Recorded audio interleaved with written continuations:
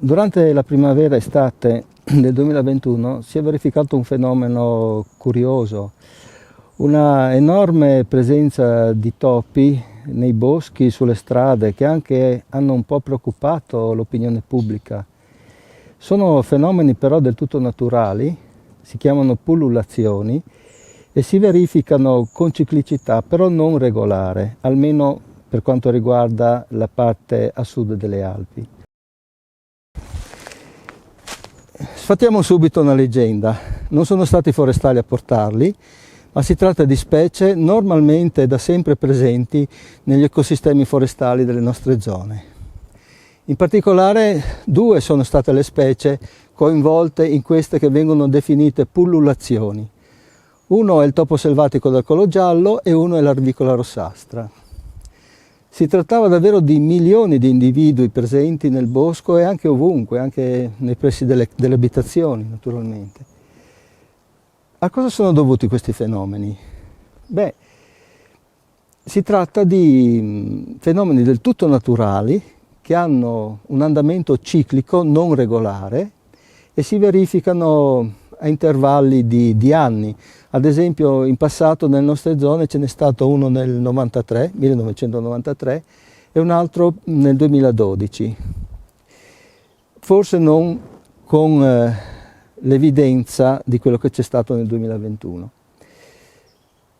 Sono fenomeni supportati da un particolare fenomeno che a sua volta si chiama annata di Passiona.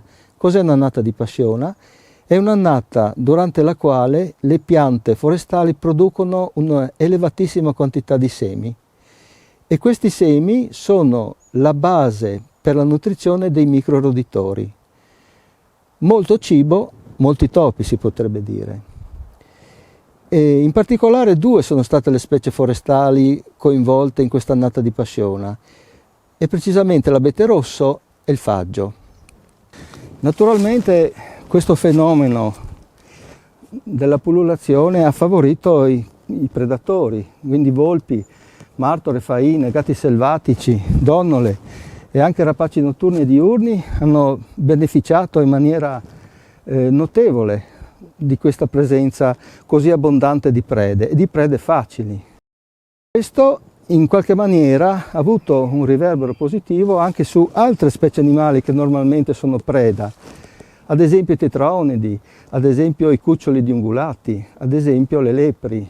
Questi animali in qualche maniera sono stati risparmiati proprio per la grande abbondanza di prede facili. E cosa bisogna fare in questi casi? Non bisogna usare topicidi, perché i topicidi di sintesi chimica hanno degli effetti, diciamo, a catena molto pesanti, molto gravi, nel senso che entrano proprio nella catena alimentare e vanno a colpire ben oltre quelle che possono essere le specie che noi vorremmo uccidere, come in questo caso i microroditori.